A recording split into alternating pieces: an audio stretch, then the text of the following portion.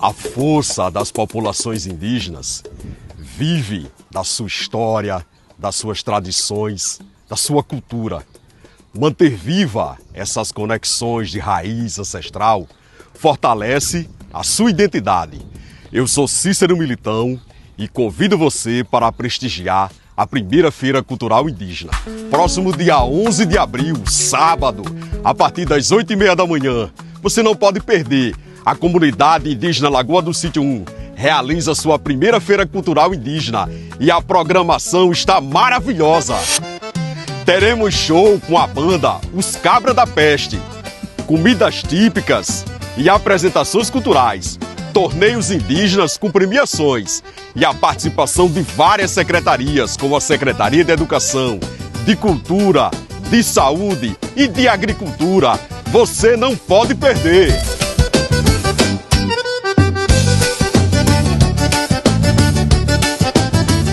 Primeira Feira Cultural Indígena da comunidade Lagoa do Sítio 1, da cerâmica ancestral ao renascimento do povo originário. Contamos com a sua presença, você não pode perder. É a Prefeitura Municipal de Macaíba valorizando a cultura e as tradições dos povos originários.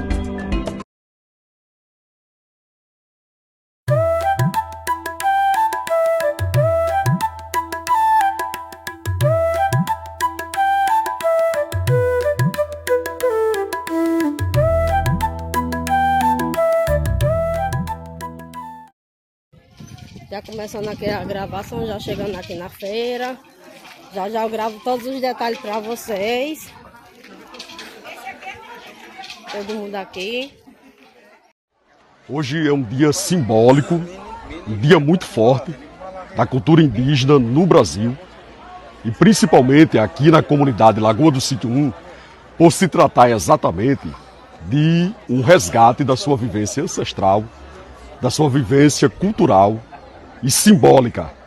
Esse povo indígena que está aqui em Lagoa do Sítio, muito provavelmente há séculos atrás, eles já estavam aqui, mostra que Macaíba é um território indígena e por isso a Secretaria de Igualdade Racial, criada pelo prefeito Emílio Júnior, está realizando uma série de ações, como o curso de cerâmica, onde hoje teve a exposição dessas peças, que foram totalmente comercializadas.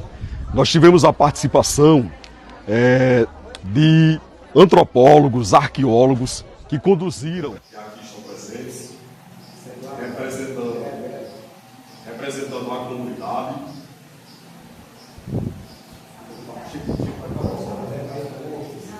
O seu processo de autodeclaração, de conhecimento sobre a causa indígena e está lutando por esse reconhecimento com as instituições, com a FUNAI, com a APOINE. É uma comunidade indígena, é um povo indígena, o povo potiguara, né? E a Prefeitura Municipal de Macaíba está aqui exatamente para poder dar esse suporte. A Prefeitura está realizando o evento, mas é uma realização coletiva. É a administração pública, as secretarias parceiras, Secretaria de Igualdade Racial, Secretaria de Educação, Secretaria de Cultura, Secretaria de Infraestrutura, Secretaria de Comunicação. Então hoje é um momento ímpar, digamos assim, por ser o primeiro evento nessa dimensão que a comunidade está realizando. Só para deixar claro, não é a Secretaria de Igualdade Racial que está dizendo que a comunidade é uma comunidade indígena. Não é a Secretaria de Igualdade Racial, a Prefeitura de Macaíba, que está dizendo que é povo potiguara. É a própria comunidade, é a própria história que diz isso. E aqui, há bastante tempo atrás, quem estava aqui eram os ancestrais de vocês, povo potiguara. Tá? Como nós tivemos uma live recentemente, onde o professor Moisés até compartilhou essa live, informando o professor que é o geneticista? Tomás, né? É que a presença, não é, do povo potiguar pode ter aqui séculos, não é?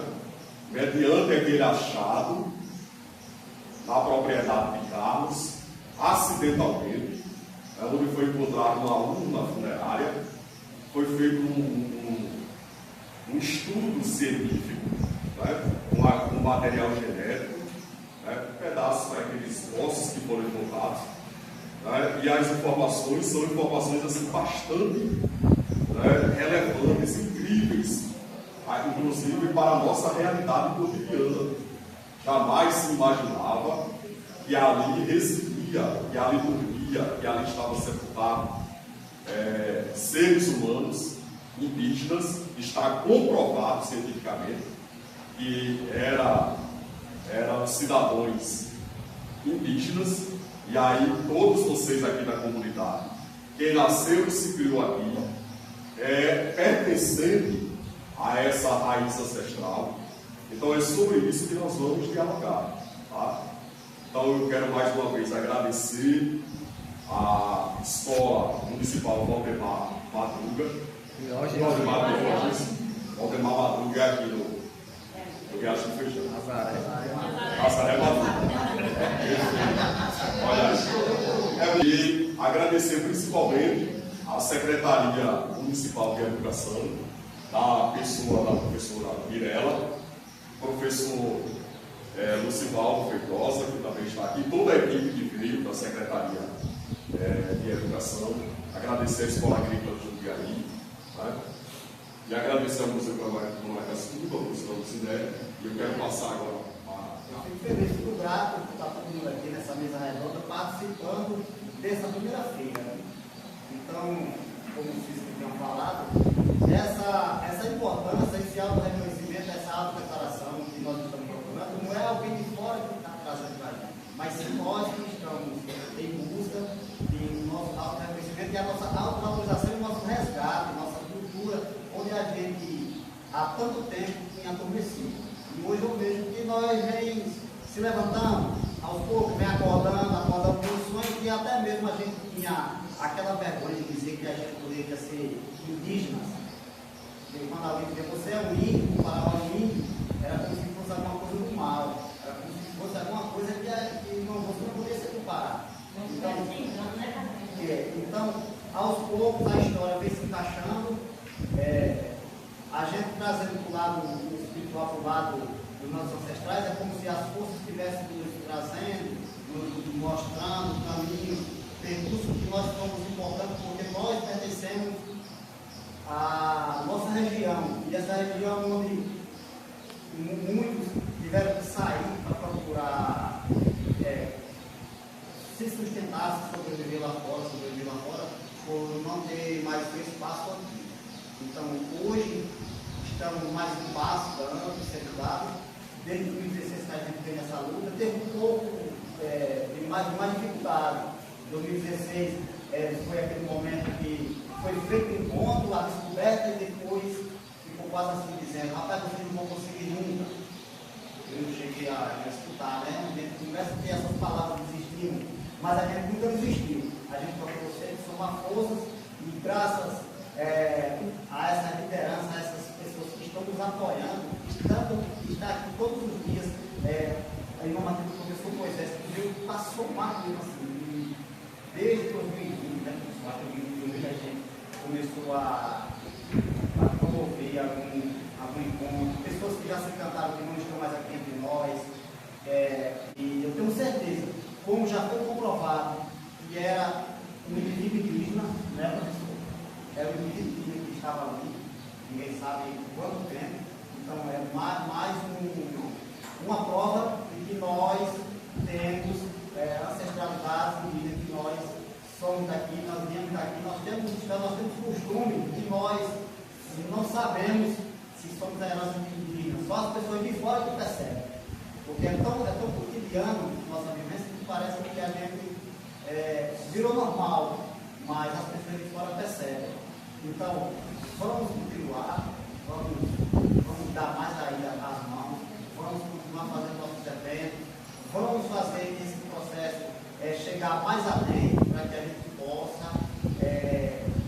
dar continuidade a essa descoberta, que não é uma descoberta à toa, é uma descoberta que se fosse em outros estados que têm mais influência, isso aqui até as redes nacionais estariam aqui para fazer pesquisa. Porém, somos um município que estamos no lugar mesmo privilegiado das grandes emissoras, então é assim. Mas vamos publicar, vamos postar, vamos botar que nós temos história, que nós fazemos parte da nossa história, e que essa história vai ser contada não só por nós, mas pelas pessoas que ainda virão. Nós estamos só acordando, despertando esse desejo da nossa autodeclaração, do nosso auto-reconhecimento, de que nós somos há mais de 25 anos eu estou trabalhando aqui na comunidade do município do País, onde a gente tem muitos estudantes de município. Eu estava professora de história quando aconteceu a descoberta dessa urna, e no outro dia eu estive aqui, convidada pelo professor Carlos, e o privilégio de ver, de fotografar. E assim, eu fico muito feliz pela comunidade estar se apropriando do direito que é de vocês e de se autoafirmar como indígena. Vocês têm tudo para avançar cada vez mais nesse processo e é muita honra para mim estar aqui para ouvir os pesquisadores da área, minha área de história, não é essa, mas eu já fiz algumas pesquisas históricas e tem um estudo de uma antropóloga chamada Francisca Miller, que ela pesquisou capoeiras e ela comprovou que lá existem vestígios indígenas que são anteriores à ocupação dos descendentes de africanos. Quer dizer, ela descobriu vestígios, se for mais a fundo, vai descobrir que toda essa área, todo esse território foi habitado por indígenas. Tem uma época em que índio vivia no meio, porque se dissesse que era índio, ia morrer. Então os índios se embrenhavam nas matas em busca de sobreviver. Então é uma honra muito grande. Professora Jussara, eu conheço de outras épocas, nós fizemos alguns encontros, eu não sei se ela lembra, na Codese, quando a gente participou, né, professora? Eu participava junto com vocês, e sempre fui curiosa de aprender, de buscar, e assim uma honra muito grande para mim estar aqui.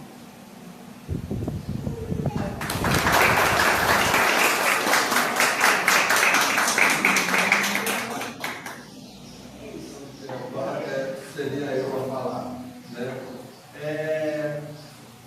Já foi dito que nós estamos no Museu Rosário Cascudo. Para a gente não é só uma honra estar aqui nesse momento, não. É um passo que a gente consegue dar naquilo que é a nossa intenção de trabalho, né? Pelo menos desde quando eu cheguei ao museu, e isso é um propósito que eu coloquei. Eu fico só triste por uma questão. Vocês chamam o museu para falar. O museu tem que vir para ouvir também, né? A gente precisa dessa conversa com vocês, desse diálogo. Ser mesa redonda já é melhor do que ser uma palestra, né? Porque a palestra vem, falo que eu venho dentro, vocês fazem minhas perguntas e eu vou me embora sem levar muita coisa. Mas eu espero que essas interações sejam essa troca, seja essa conversa, né? E pensando nisso, nessa troca, nessa conversa, eu coloquei aqui 3 pontos, eu vou ser muito breve, para não nem aborrecer com vocês com aqueles valores atuais e institucionais que eu acho que não ajudam ninguém a muita coisa, mas são pontos para a gente pensar. Primeiro, não são coisas que eu inventei da minha cabeça, não. Isso aí vem de algumas leituras que eu fiz do Krenak, que vocês talvez já tenham ouvido falar, do Copenau e da, como se chama, Lorena? É isso, Wapixaba, que é da FUNAI. Eu, lendo algumas coisas assim, eu fui refletindo as minhas questões. A primeira coisa, fala-se muito de apagamento no Carlinhos estava falando ainda há pouco, dessa coisa que se tinha vergonha de ser indígena, ou tinha essa coisa pejorativa, né? Na questão de ser indígena. Isso daí faz parte desse processo de apagamento de uma cultura. Mas a gente não deveria pensar no apagamento como falta. Deixa eu só ver se ela começa essa roda aqui, é melhor. Eu prefiro que o museu estude um pouco mais e fale um pouco menos. A gente tem que aprender o que vocês sabem, a gente tem que aprender como vocês são, que a gente não sabe. A gente ainda está brigando para conseguir entender e respeitar as culturas que a gente não conhece. Eu não conheço. O Moisés conhece mais e a Jussara também, né? Porque eles têm a cultura indígena como objeto de estudo. Eu tenho que contar essa história de vocês pelo viés de vocês, pela visão de vocês. Tá? E algumas coisas que a gente ouve muito falar, a questão do apagamento, a primeira questão que eu colocaria, e a gente entende o apagamento muitas vezes como uma falta, uma ausência, alguma coisa que nos foi tirada. Quando deveria ser motivo de muito orgulho. Mas isso é um processo que foi construído. Esse processo que foi construído, a gente tem que superar. E supera como? Entendendo que ainda tem processos ativos, tanto da cultura indígena, que muitos deles acabam até ganhando muito, né, quando eles estão conversando ali fora, tanta coisa que o mundo acha que é deles, e na verdade saiu das culturas indígenas, com o uso de cachimbo, por exemplo, a gente estava começando a sair fora, né? E essas construções, silenciamento de língua, silenciamento. A gente, há pouco tempo, estava montando a exposição lá no museu, RN Terra Indígena, e a gente chamou algumas lideranças indígenas, e foi que falou, disse, não, mas essa peça não é uma luminária, isso daí é um socó. Um socó que a gente estava chamando e tinha registrado como luminária, porque quando a gente comprou em uma comunidade indígena, a gente comprou como luminária. Por que foi vendido para a gente como luminária? Porque o sujeito branco que chega lá, né, ele quer uma coisa que sirva para ele. E quando o indígena nos vendeu, ele disse, esses são aquelas pessoas brancas que querem usar isso como luminária, então vamos chamar isso de luminária para eles. Mas ele sabia bem que aquilo era um socó. E a gente levou isso no museu como luminária. Então o Luiz Catu foi lá no museu e falou, isso não é uma luminária, isso é um socó. Olha como uma palavra cancela toda uma cultura. Isso é apagamento. E muitas vezes a gente mesmo, dentro da nossa própria cultura, acaba participando e corroborando esse apagamento. A vergonha de ser indígena é essa adesão de um projeto de um colonizador. Então não tem que ter vergonha de ser indígena, tem que ter orgulho. E, chamando aquilo de luminária, cancelou uma engenharia de pesca, que é um conhecimento refinado de como se faz o uso daquele instrumento na pesca. Que faz parte de uma cultura, faz parte de um entendimento, que tem um valor de conhecimento. Então esse é o primeiro ponto, não entender o apagamento como essa falta, como essa ausência de alguma coisa que nos foi tirada, mas entender que dentro desse processo tem um monte de coisa que ainda sobrevive e ainda resiste. E são essas coisas que a gente tem que pegar e trazer para a gente. Que tem que alimentar, inclusive, o orgulho de ser indígena. Né? Então, isso é um ponto, uma questão. Né? A segunda questão que me impactou quando fiz essas leituras é essa ter uma resistência com continuidade. Não uma resistência só para ter um embate. Mas a resistência para fazer sobreviver cada uma dessas nossas culturas, cada uma dessas nossas capacidades de enfrentar e lidar com o mundo real, concreto, que são muito diferentes daquilo que eu faço na minha cidade, ali, na minha forma de me relacionar com as pessoas. Né? E eu tenho muito para aprender com essa forma mais coletivizada e não aquela individualizada que não sei quem mora em cima nem quem mora embaixo da minha casa. Então, isso é resistência. Conseguir manter essa qualidade, essa coesão social, isso a gente também estava falando antes, e o Moisés, ele apontou muito bem, muito claramente, a questão da camiseta, por exemplo. Né? Vocês estão vestindo a camisa, e parece uma bobagem dizer isso, vestir a camisa, mas é onde está a identidade de vocês. Vocês estão construindo uma identidade. Né? Isso é uma questão muito importante. Que vocês vistam, que falam aqui no peito, né? Aqui bem visível, no peito da gente, aquilo que a gente é. Né? Isso daí eu acho que é uma questão importante também para a gente pensar nesse tipo de resistência. Né? A permanência dos modos de vida, a forma de enxergar o mundo, são coisas que a gente tem que aprender, porque a gente como sociedade, a gente, vocês também, todos nós aqui temos que aprender, porque a gente vai abandonando os nossos costumes, as nossas formas de pensar, que servem muito em função de um ideal que a gente nem sabe quem foi, quem é, quem colocou para a gente, né? O que é a qualidade de vida? O que é a qualidade de vida? É você morar num lugar e morrer sozinho, porque não conhece ninguém que mora no seu redor. Isso é qualidade de vida. Com mais conforto que você possa ter. Né? Então, são questões para a gente refletir e ver onde faz parte da qualidade de vida para a gente, para cada um de nós. Isso é resistência. Cultivar aquilo que realmente importa. A outra questão, e aí eu falo do nosso lugar aqui no museu, aquilo que eu comecei a falar com vocês aqui, é o lugar de fala e o lugar de escuta. Quem tem que falar, e já foi silenciado por muitos séculos, são vocês, as comunidades científicas.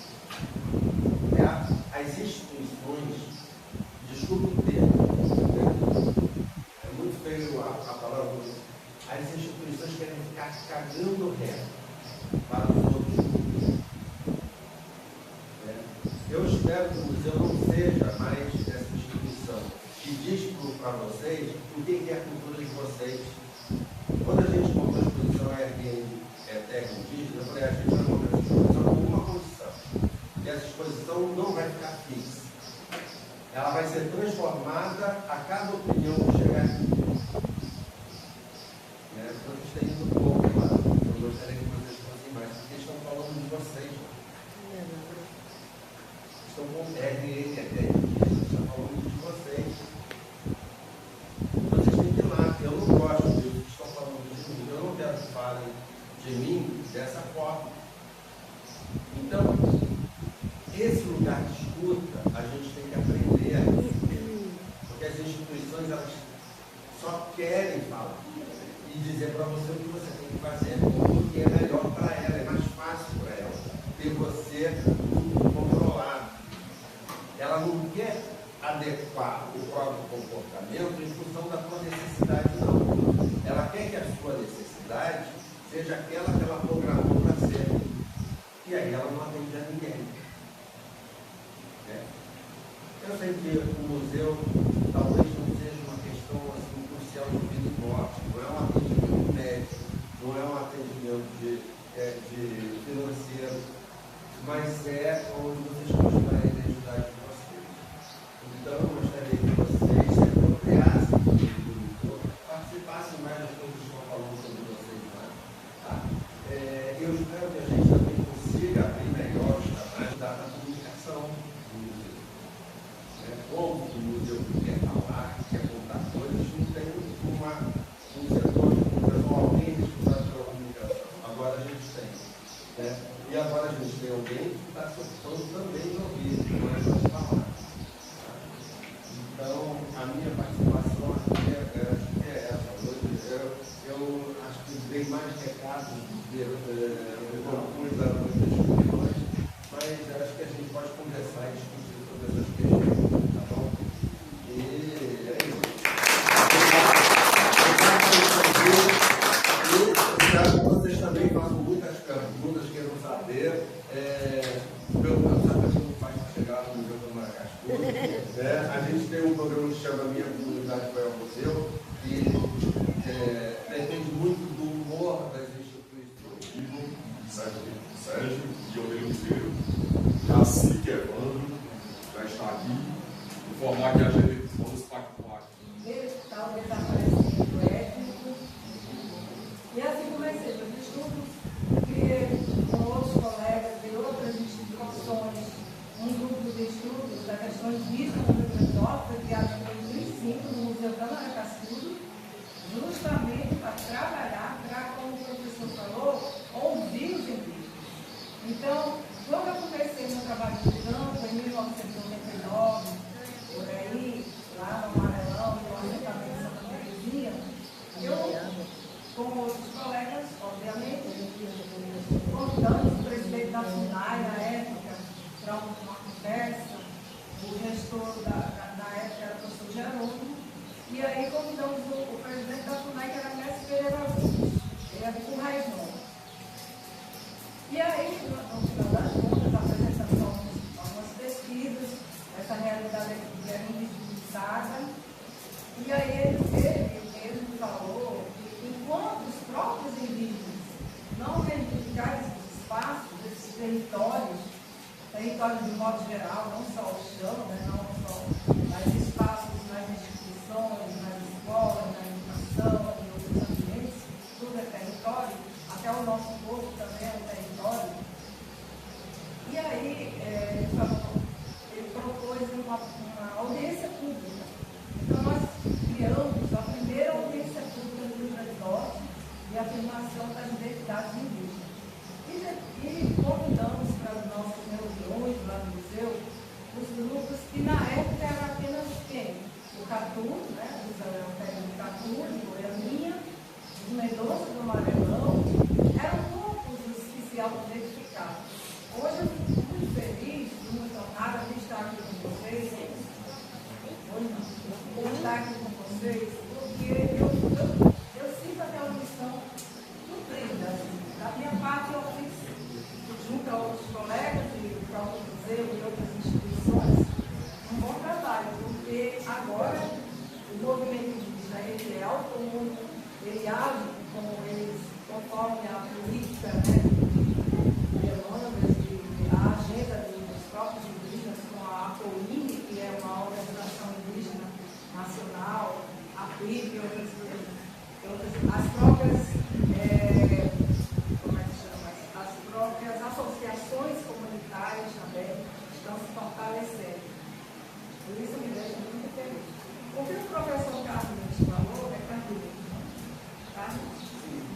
Eu achei muito interessante, ele falou dos encantados, esses que não estão mais conosco, mas que trazem essa memória, essa resistência, essa força, de vocês lutarem e continuarem se autoafirmando, né? Não ter essa inibição, porque como a professora Lúcia falou, essa invisibilidade foi uma coisa trazida pelo sistema opressor, né? Vocês tinham que se esconder.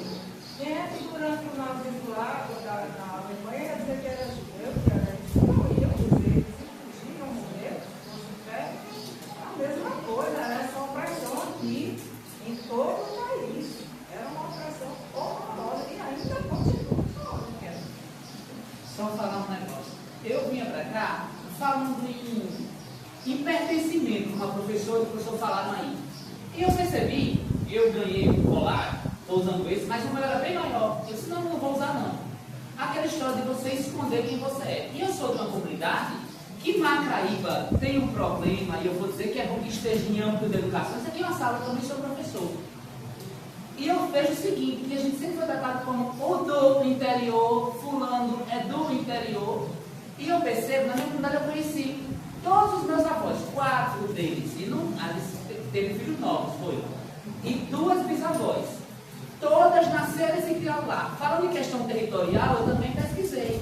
As fazendas todas, os tipos de posse que nós temos de terra, é do governo Lavoisier, que é muito recente. Só que os meus avós nasceram e se criaram lá, meus bisavós. Aí um colega meu, inclusive funcionário público, olhou assim, disse, agora ele disse, indígena, sim, com muita orgulho. Ele disse, esses indígenas não falam assim comigo, sabe por quê? Você pode falar com qualquer outro indígena, mas não comigo, porque eu conheci a minha família todinha. Aí eu percebo que a escola também tem esse problema. Ela não vai saber como tratar. Teve uma diretora que disse assim, estão querendo benefícios. E quem não quer benefícios? Nós lutamos por reconhecimento e também por benefício. Ora, se vir, é bem-vindo. Um povo que passou a vida todinha tendo que se esconder, que você pergunta, a minha avó é católica, ela sabe a história. Ela diz que aquelas terras lá que o fazendeiro vendia para o seu empregado eram terras de Nossa Senhora da Conceição. Aí você percebe que o que ela diz oralmente tem documento. Quando você vai para a partida do assentamento, José Coelho, que inclusive é sítio arqueológico, que eu ando achando artefato lá, quando você vai ver, tem esse quadrado de cerâmica aqui, né? Ele cercou um pedaço desse e o outro quadrado ele cercou também. E aquele quadrado não era da fazenda, não estava nos documentos da fazenda, ou seja, ele se apropriou. E todo o território de zona rural de Macaíba é apropriação que nem o município conhece. E claro, não conhece por quê? Porque simplesmente conversando com outro funcionário disse assim, o índio era visto como preguiçoso. Foi isso que os professores de lei nos ensinaram o tempo todinho. Que o índio, quem é que vai querer dizer que é um preguiçoso? Quem é que vai querer mostrar a cara, dizer que é um preguiçoso? Ninguém vai querer. E é preciso sim assumir quem se é, porque aqui não tem um João Dória da vida, que é uma família quatrocentona, que pode comprovar que é dono de terras. A gente é dono, como a gente sabe quem a gente é? Sua avó e sua bisavó nasceram e se criaram ali. No Retiro são 4 famílias que nunca saíram de lá. Até hoje no roçado se encontra cerâmica indígena. Aí eu vejo um negro que não se reconhece negro, que faz tudo para esconder que é negro, um indígena que faz tudo para esconder que é indígena. Ora, se eu falo de mim como se eu fosse o outro, eu não estou falando da pessoa que eu sou. Isso, a escola é um ambiente importante, mas na escola, a escola precisa trazer os que se declararam indígenas na comunidade, porque se não fizerem isso, ninguém vai dizer que é não. Quem vai deixar de dizer o cara da internet, o menino que é um influenciador? Ninguém. Para querer ser um indígena.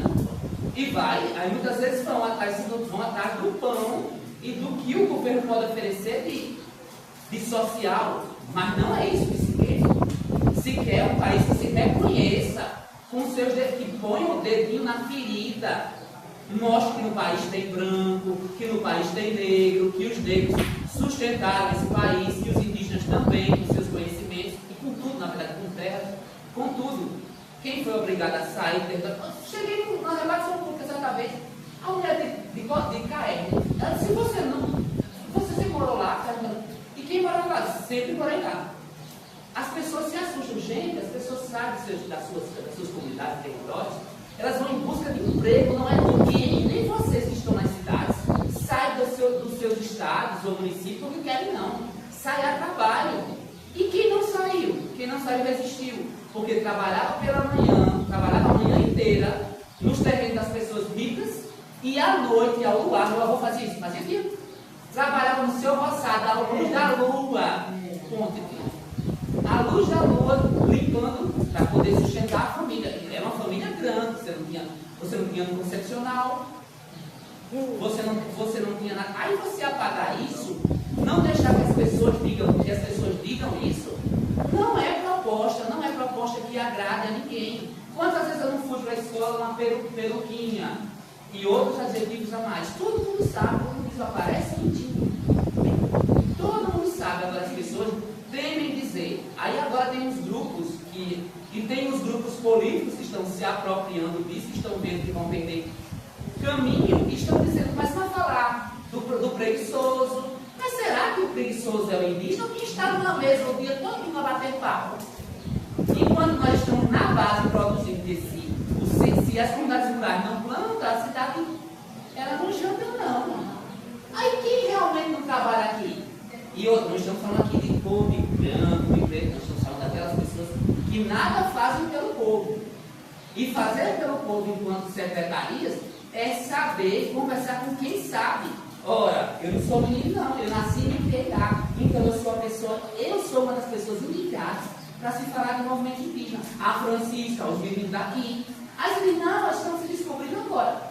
E nós não nascemos aqui, criatura. E aí como você diz assim, Onilo, você conhece a história da sua rua? E Onilo conhece a história da rua dele. E Onilo nasceu e se gostar, na verdade, Onilo. Aí por que os meninos que eu não conheço a minha comunidade, se eu nasci e nunca saí de lá? Inclusive, o assentamento é sítio arqueológico. E como a gente acha, olha só, isso aqui é um artefato indígena, os historiadores e antropólogos vão dizer se é não. Mas isso está nos quintais da nossa casa, servindo como amorador de faca. Isso talvez nem date do período de 1500, talvez seja um paleolítico. De onde veio esse, tem mais. O especialista. Olha, isso aqui foi quebrado, isso aqui é redondinho. Mas isso aqui foi quebrado. Quebrado por tratores. Isso aqui foi uma parente nossa que nos deu. Aí vejam aí. Aqui, Macaíba é terra indígena, sim. Tem como comprovar.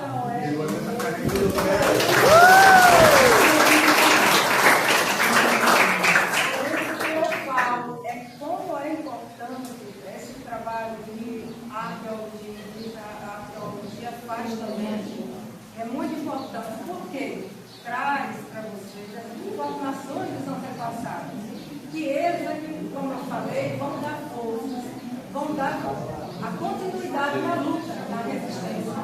E como vocês vão pensar, Macaíba é terra indígena, Ceará Mirim, Rio Grande do Norte, Brasil é terra indígena. Né?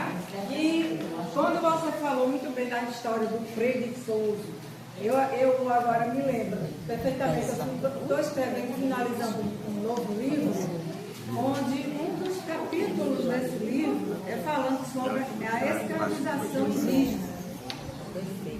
Para vocês verem como o indígena foi escravizado, trabalhava desde antes mesmo que Cabral chegasse aqui, a essas terras, sentia nesses bisons, já importava, já trazia indígenas, capturava, sequestrava para levar para Sevilha, para Espanha. E essa escravidão se prolongou, vocês podem não acreditar, até o século XIX, simples arquivos de praça pública, de acordo com quando era carneiro da Cunha Natal. E quando eu estudei agora mais recentemente, sobre o relatório de Figueiredo, Comissão Nacional da Verdade de São Paulo, esses documentos já vieram do relatório de Figueiredo, que tem mais de 7.000 páginas a respeito dessa situação do indígena durante o momento do SPI, Serviço de Proteção ao Índio, que eu chamo de Serviço de Perseguição, porque quem mais vendeu terras, quem mais doou terra para estrangeiros, quem mais destrampelhou, desterritorializou e massacrou o indígena foi esse tal de SPI. E a escravização existia nesse tempo. E permaneceu muitos indígenas sendo escravizados durante a ditadura militar. E, em 2002, recente desse século, muitas fazendas em Minas Gerais, de cana-de-açúcar, trabalhavam com etnias indígenas, como escravizados. Eles chamam, sei lá, Japecanga, bem aqui. Meu avô dizia que era o verdadeiro inferno. E ele tinha a pele clara, viu os olhos claros, azuis. E ele saiu dessa região aqui, de Japecanga por aqui. Ele foi parar no Rio, disse que era o pior inferno, que era o engenho, que já era o isso. Para você ver. Algo aqui bem próximo. E Que vão daqui para Ceramirim a pé. Trilha, a famosa vereda ou vareda, como a gente diz, vareda. Aí você tem gente que vem do Potengi, que era Macaíba. Aí você vai do Potengi a Ceramirim a pé, trabalhar nos canaviais. Pois é, então, eu gostaria de ser mais breve, porque a professorização, eu acho que vocês já sabem conduzir essa organização, e eu acho isso fundamental. Porque quando nós criamos aquelas, lá no passado, 2005, 2006, audiências públicas, assembleias indígenas, vocês vão ter que participar, já participam, continuem participando. Essa primeira assembleia indígena nós criamos lá em 2008. E daí em diante veio outras edições. É importante vocês estarem atentos a essas organizações. A gente tem uma mobilização bem mais antiga. Eu me lembro que no início de nossas conversas, lá no Amarelão, a gente não falava, tem uma pessoa na Caíba que diz que é indígena. E tem realmente. E aí ela já estava trabalhando isso. E como era a questão do censo, naquela época, para você ter uma ideia do massacre da perseguição e da escravização, como foi severa. Em 2010, nós tínhamos 274 línguas, agora foram registradas 295 línguas. E esse período agora que nós estamos vivenciando, até 2032, é o chamado década das línguas indígenas. Né? E isso é muito importante também valorizar através da educação escolar indígena, são aspectos da educação. A Lei 11.645 de 2008, eu trabalho muito com essa questão. Aquela cerâmica encontrada é o registro aldeia. Isso que a gente chama de sítio arqueológico, para mim, para o arqueólogo, é o que vocês chamam de tapera. São casas antigas. Né? E a gente tem as taperas que são dos anos 60, a gente tem outras taperas que são 1900, e a gente tem as taperas que registram essa presença ainda mais antiga. Mas são taperas do mesmo jeito que a gente chama de sítio arqueológico. Né? Então esse é o primeiro movimento, e essas taperas registram essa ocupação indígena antiga, mas ela, em nenhum momento ela disse que ela parou ali. Né? Câmara Cascudo dizia que nesses rios todos estavam cheios de malocas potiguaras. Né? E a gente sabe que essas malocas vão desaparecer. Houve todo um movimento, né, de resistência, de migrações diversas, mas essas malocas, essas casas, onde é que elas estão? Elas estão aqui, estão embaixo da terra, mas estão nessa ancestralidade contemporânea, ou seja, a casa de vocês são malocas também, né, contemporâneas dessas ocupações indígenas. Então, passado e presente estão aqui convivendo de forma presente. E aí, qual é o papel do arqueólogo nesse contexto aqui de vocês? De povos que estão lutando por direitos, né, estão lutando por questões de reconhecimento e, sobretudo, de respeito das pessoas, de entendimento das pessoas sobre a cultura e a história de vocês, está construindo junto com vocês essa luta. Então, nesse sentido, o sítio arqueológico é tapera, mas ele tem que servir para a luta. Né? E não para eu estudar só o passado, sair daqui e deixar isso, ou levar para o museu. Eu levo essa peça aqui. Se eu levar essa peça aqui para o museu, o que é que acontece? Eu estou tirando da terra o registro dessa presença indígena. Né?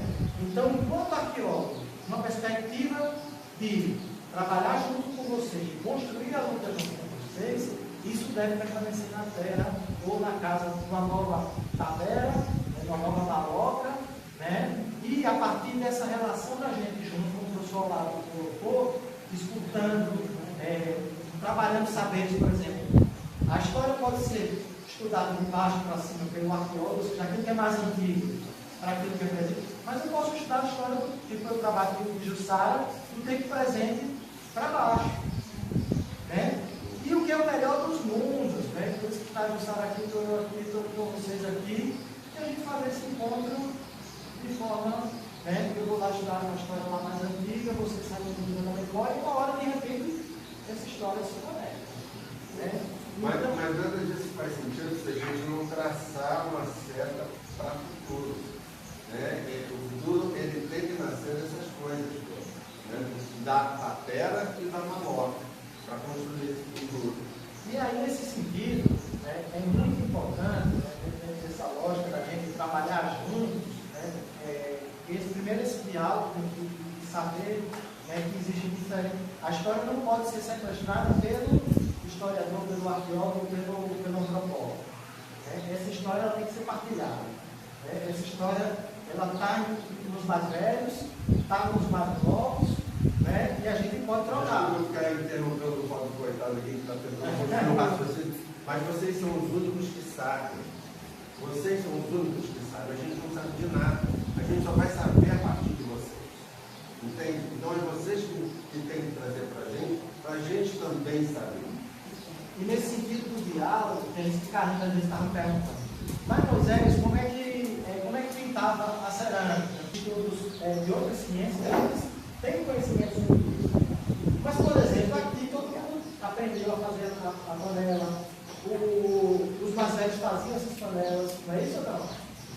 Há outros conhecimentos que a gente pode abordar e pode construir juntos. É isso que a gente tem fazendo há muito tempo. Né? Desde 2021. A gente tem diálogos que só fazem sentido se construídos de forma conjunta. Se eu levar essa peça para o museu, né, ela vai falar muito pouco lá no museu. Ela fala muito mais aqui, lá no sítio, né, junto com aqui, Retiro, né, as cerâmicas. Então a gente quer fazer todo esse trabalho conjunto, de preferência sem retirar. Por quê? Esse material, ele é território. Ele é parte um território muito antigo, mas que continua vivo e presente em vocês e na construção da luta. Por exemplo, se levar isso para o museu, o trator some. O trator nunca mais vai ser lembrado. Como algo que provocou alguma coisa. Esse trator está ali reformulando o espaço, reformulando o território. O que ele estava fazendo ali? Por que a gente não pensa no Nordeste? Porque o Nordeste ele tem muitos indígenas também. A gente liga mais ao povo negro, né? Por quê? Nesse processo que a Jussara falou, nós somos a primeira região a ser colonizada, não foi isso? E o que a gente aprendeu lá na escola, né? Que essa escola que sequestrou no passado, que sequestrou o conhecimento, que sequestrou a história. Sempre que eu estou vendo, quem descobriu o Brasil? Foi os índios. Aí veja só. Os índios.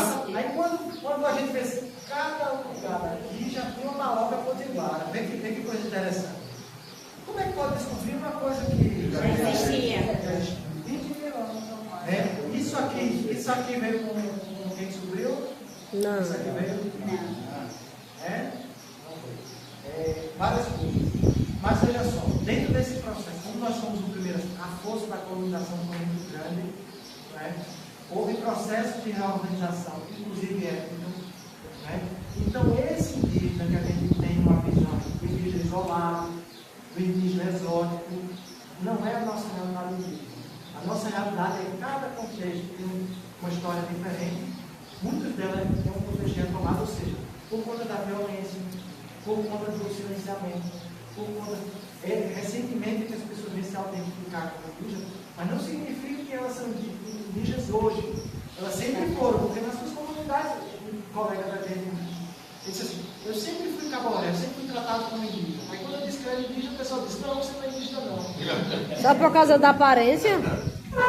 Aí eu vou falar outra coisa. Aí isso, claro, tem muita influência na aparência da gente, mas não é a aparência o fator predominante. O fator predominante é a nossa história, a nossa reunião política, é a força que tem esses povos indígenas do Nordeste. O convívio com a cultura. Quando fala assim, na força da história, né, é porque a gente já, mesmo a gente crescendo com os traços, né, com o traçado indígena que já vem dos nossos ancestrais, a história em sala de aula apagou, fez esse apagamento da história dos povos indígenas. A gente cresceu aprendendo que quem descobriu o Brasil foi Pedro Álvares Cabral, não é? E jura que foi. Eles só invadiram. Ele só invadiu e a história, né, ela precisa não ser só reconhecida, ela precisa ser reescrita, dando seu legado aos verdadeiros donos. E começa a achar a nossa própria comunidade, né? Vários professores aqui da própria comunidade tem, né?